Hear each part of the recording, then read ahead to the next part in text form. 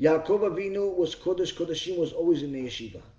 Always talked about Bezrat Hashem, always said Baruch Hashem. ESAV, on the other hand, pretended to be tzaddik. So he talked about halachot, but didn't really care about Hashem. Sometimes you have people, they learn halachot all day, but they have no emunah whatsoever. Why? Because it's easy to learn halachot. It's like a robot. You learn, it's memorization. Memorization, A, B, C, D, E. There's not, learning halachot, just yes, no, doesn't take much of a genius to do. Learning the shelot v'tshuvot and learning who, what, when, and how it got to, that's a different story. That's much higher level. But ESAV was pretending to be smart. So it doesn't mean that he was talking about Hashem all the time. It just means that he was trying to make it seem as if he was very particular about mitzvot.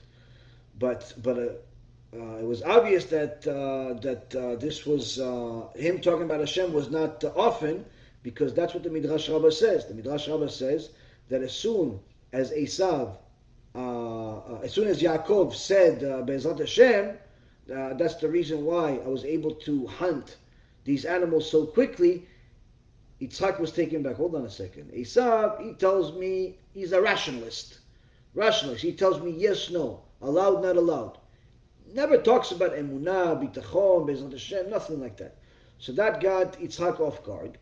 Why? He says it doesn't say it. But then he said, hold on a second, let me see. And he feels his hands. And he says, oh, that's the hands of ESAV. So Yitzhak, what did Yitzhak do? He can't see. But also, not only that he can't see physically, his prophecy didn't work at that moment because HaKadosh Baruch Hu stopped it. HaKadosh Baruch Hu stopped his prophecy at that moment. He didn't allow him to see. Why? He wanted this to happen. There are certain times in the Torah that HaKadosh Baruch Hu, in essence, got involved for certain things to happen. He got involved, for example, for Yehuda to sin with Tamar. It says that HaKadosh Baruch Hu pushed Yehuda and gave him a desire to be with a woman that, to his knowledge, until later on, was a zonah, was a prostitute. Gave him this crazy thought to go do it. Hashem gave him the thought. Hashem made him go do it. Gave him this irresistible desire to go do it. Why? Because the Mashiach comes from that relationship. The Mashiach came from that relation that they had. Why? Because the Chachamim in Kabbalah tell us that this is in essence Hashem hiding things from the Satan. Not that Hashem is scared of the Satan, chas v'shalom, but in essence there are certain things that Hashem does to fool the Satan. So this is one of the things. Same thing is that it says with David HaMelech, because David HaMelech was really supposed to be a still life baby, meaning die at birth. That's what he was. There was no years given to him. So the Satan that knew about this ahead of time said, oh, so this guy is the only one that's going to bring salvation, but he's not going to live. So okay, so I'm freed. So you just got to make sure he doesn't come to life. But what happened? Adam HaRishon gave him 70 years of his life. Prayed to Hashem, gave him 70 years of his life, and then later on Avraham Avinu gave him years. Point being is that these are different times that HaKadosh Baruch Hu played with the world, even with free choice to a certain extent. We also see it with Paro. HaKadosh Baruch Hu hardened the heart of Paro to make him say no to freeing Am Yisrael, in order to embarrass him even more, in order to sanctify Hashem's name even more. So he made it so that he hardened his heart. That's why he didn't kill Paro at the end. He let him live, and Paro became the king of Nineveh. He's the only one that survived, and the reason why is because Hashem played with his free choice. But Hashem did it for the sake of sanctifying his name and also embarrassing Egypt even more. Furthermore, Hashem took the free choice away from the Sichon. Sichon, he took the free choice from him and made him decide to go to war with Am Yisrael. Now you would think, oh, what's the big deal? The big deal is a lot of people went to war with Am Yisrael, but Sichon was a nation of giants. They were all giants, huge, children of the Nephilim. So for them to just decide to go to war with Am Yisrael was a very, very big deal. It was a very big deal, and obviously Am Yisrael defeated them to give Am Yisrael more chizuk. So Hashem played with free choice over there to a certain extent. And the point is that there are certain times that HaKadosh Baruch Hu got involved more than he typically does to do certain things. Same thing happened with Yaakov. Yaakov Avinu, after You're going to read it, B'ezrat Hashem, next week. After Yosef, was lost, Yaakov Avinu was still crying for past a year. When the Torah says that the mourning doesn't go beyond a year. Why? Because the heart forgets the pain. That's a part of the gift that Hashem gave us is forgetting the pain. Because if we remembered every single pain we ever had as if it was today, we wouldn't be able to live. So, but yet Yaakov continued having the pain as if Yosef was murdered in front of him that day. A year later, 2 years later, 3 years later. So Chachamim say, oh, wait a minute, hold on a second. Why didn't Yaakov just use his prophecy to see whether his son Yosef is still alive or not? Why did you use a prophecy? I mean, you have Arav David Abu Chatzira, one of the descendants of the Baba Sali and the Abu Chatzira family, Kodesh Kodeshim family. He was able, just in our days I'm talking about 4,000 years ago, in our days, he was able to use his Kedusha to tell the police where a child was that was kidnapped. There was a child that was kidnapped maybe 25 years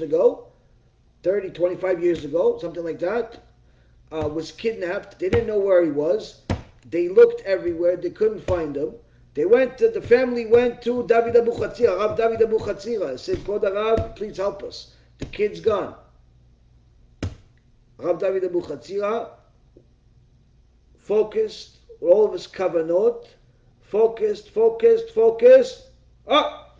He gave him the exact address of where the kid is in France, in a different country. And they found it. This was all over the papers. I wish I had the paper to show you. David Abu Chatzira was able to do it. David Abu Chatzira, in our days. So what is that? Why am I telling you this? If Arav Abu Chatzira was able to do it in our days, what? Yaakov Avinu couldn't do it. Couldn't just figure out where Yosef HaTzadik is. HaKadosh Baruch Hu was hiding it from him. Because that was part of Yaakov's Tikkun and part of Yosef's Tikkun. Part of Yaakov's Tikkun for not returning back to his parents to honor them faster than he did, and part of Yosef's Tikkun because of the things that he said, and part of the whole world's Tikkun because Yosef had to become the viceroy of Egypt in order to protect all of Am Yisrael and for Am Yisrael to come.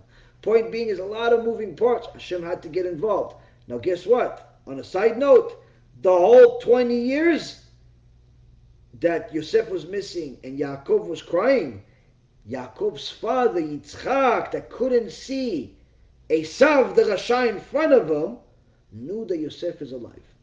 Yitzchak Avinu knew that Yosef is alive and knew that his son is suffering because he doesn't know alive, dead, not alive, dead. He knew, and he didn't tell him. Why? The Kadosh Baruch Hu said, shh, quiet, this is Tikkun, don't get involved. Certain times. So he knows that Yosef is in a different, Yitzchak Avinu knows that Yosef is in a different country, he's the king over there. He knows. But his son, ESAV, he didn't know he was a Rasha, to the same extent that he was. Why? HaKadosh Baruch Hu hid it from him. He hid it from him. For different reasons, and we can go into this until the end of the world. Until the end of the world to learn about this. You go into Midrash Me'am Loez, Midrash Rabbah, the Gemara, Zohar, endless talk about this.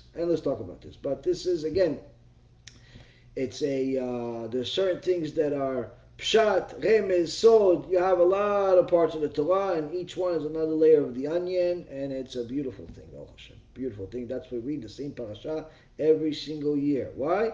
Every year you learn something new, Hashem. Chazaku Baruch Leah. B'Shem Hashem Na'aseh v'Natzliach, we're very excited to offer you the new Be'ezrat Hashem app 3.0. It's a newer, faster app full of Torah, lots of Kedusha by the SHIURim that we do, myself, Rav Ephraim, Rav Chaim, where you'll have also newer features where you're able to use the app while you're using other applications on your phone. You'll be able to share the lectures directly from the app. You'll be able to donate online and support our Kiruv and our Torah work that we're doing. And the most exciting feature is that you'll be able to actually ask questions directly on the app and get answers from the rabbis directly from the app. This is something unprecedented, and Baruch Hashem will be able to offer it. Thank you again for all of your support. Check it out. Make sure you have the kosher Torah that will re-energize your neshama each and every single day. Kol tu b'chava tzlacha.